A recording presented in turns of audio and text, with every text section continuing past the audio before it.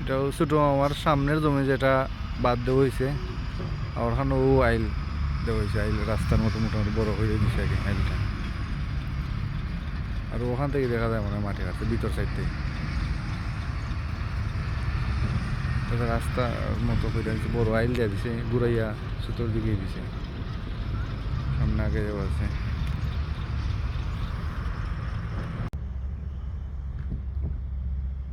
ওখানে দেখা যায় বেশি পানি কাতা,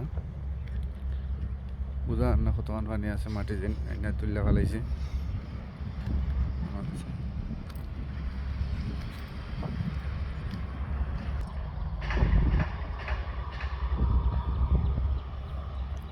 এটা এসে একবারে আমি কর্নার রয়েছি, সাইড থেকে ও জায়গা থেকে মাটি নিয়ে ও সাইডে আইল দিছে, ভিতর সাইড থেকে সবসময় মাটি তুলছে আর কি। আর এখানে ওখানে তো স্পষ্টই দেখা যায়, এখানে মাটি দিয়ে তুলে নিছে, ওখান থেকে মাটি তুলছে, দাগ দেখা যায় এখন। আইনা ও আইল দিছে, আইলটা দেখা যায় এই সাইড থেকে। ওইখানে গাথা পানি জমছে দেখা যায়।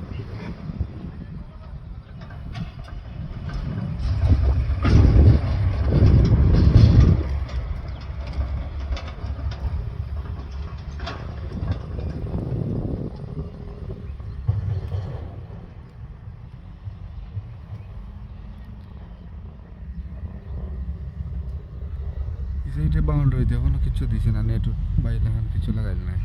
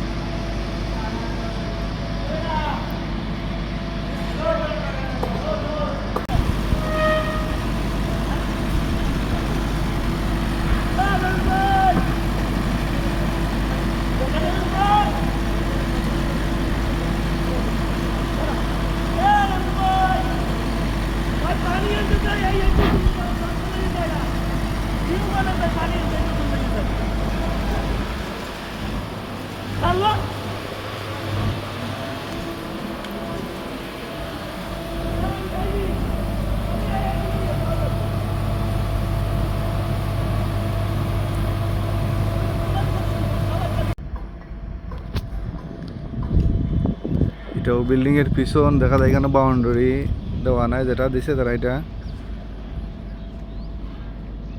জাতীয় লোহার বাউন্ডারি, প্লাস্টিক প্লাস্টিক দেখা যায়, এগুলো লোহা নাই প্লাস্টিক, আর পাইপগুলো লোহার। এখানেও গড় উঠানে, আর যেটা দিছে এটা 10 ফুটের মতো ওয়াল আছে, আর উপরে টিল ঠিক নাকি।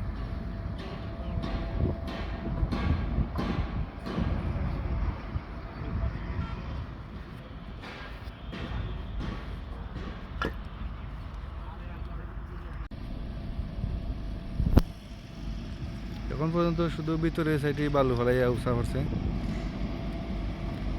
আর বাইর সাইডে এখনো উৎসাহ করছে না। আর ভিতর সাইডও পুরাটা নাই, লম্বা লম্বি বড় রাস্তা যেখানে গ্যাসের হয়েছে ওখান পর্যন্তই ভালো দিছে। পর্যায়ক্রমে হয়তো আরো আগাইব।